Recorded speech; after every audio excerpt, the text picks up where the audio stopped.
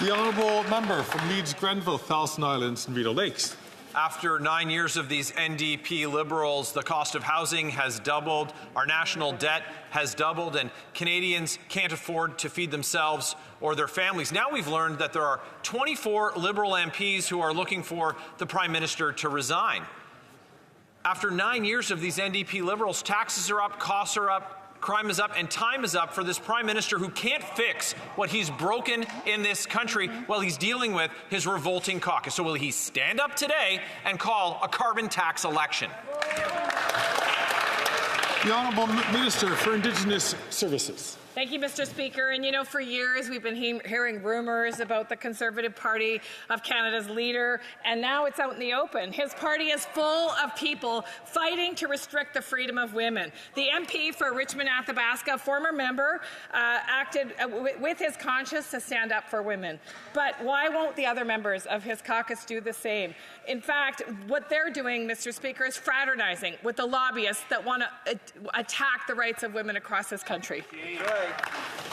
The honourable member from Leeds, Grenville, Thousand Islands and Rideau Lakes. Well, did you hear that? It's the sound of desperation from a government that's broken absolutely everything in this country. They broke housing, they broke immigration. Canadians can't afford to eat, heat, or house themselves after 9 years of these failed NDP Liberals. And all Canadians want is to be able to afford a home, to be able to have a home in a good, safe neighborhood where they can retire comfortably. And all they're asking to do is to be able to work hard in exchange for that privilege. It was a promise we made to Canadians, and they broke it. So instead of fighting with his 24 members who want him to resign, why won't he stand up and call a carbon tax election? The Honourable Minister for Housing, Infrastructure and Communities. Mr. Speaker, I can assure my honourable colleague that we understand the challenges that families are experiencing in our communities, but those families are right to ask who is actually fighting for them. The seniors who have earned their pensions, not just with their premiums, but with decades of hard work, bad backs, busted joints, are facing an opposition leader who has a history of gutting their pensions. The Conservative Party has members who voted against removing the interest on student loans. And families, if you receive the Canada Child Benefit, know that there is not one Conservative member of Parliament who voted to support you with thousands of dollars every year. Mr. Speaker, there are two choices: a Liberal government who will stand up for families, a Conservative leader who will stand up for himself. 24 Liberal MPs are asking the Prime Minister to step aside for the same reason, by the way, that Canadians are calling for elections. Cost of living is up, there are long wait lines at food banks, housing is unaffordable, the debt has doubled. But there's something that I don't understand.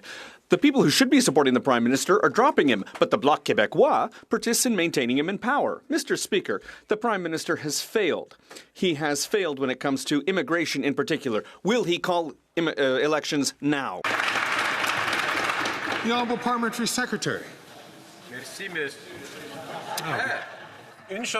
Thank you, Mr. Speaker. One thing is clear. Yes, the Conservative Party has talked a lot about the problems that we're facing in the country right now. The member spoke about the challenges that people are facing. And she speaks about them every day, but where's the plan? They're clear on the first step, but they don't have a plan after that, Mr. Speaker. This is an example of how the Conservative Party is a populist party, a right-wing party. Thank you. The Honourable Member for Bellechasse, Les Etchemins-Lévis. After 9 years of this Liberal government, the country is in chaos. 2 million Canadians are relying on food banks for food, and everyone is affected by homelessness.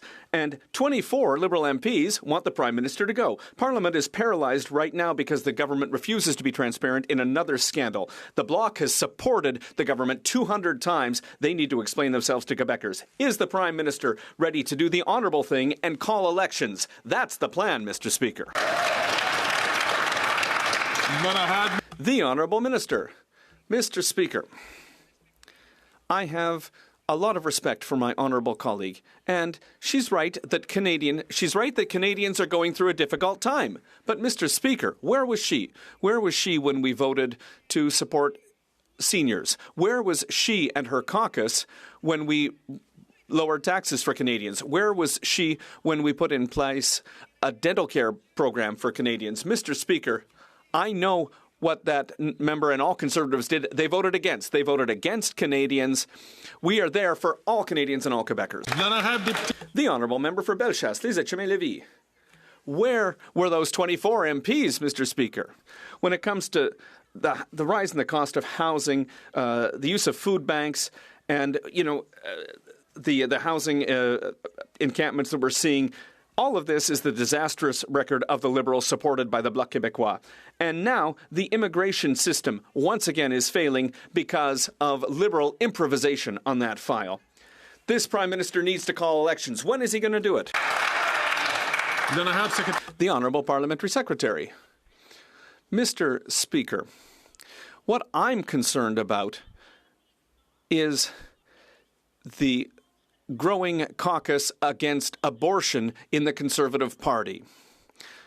We've heard from Conservatives who are still in caucus, and we've heard from previous caucus members that it's because of their values. Well, on this side of the House, Mr. Speaker, we will always fight for women's rights like for abortion.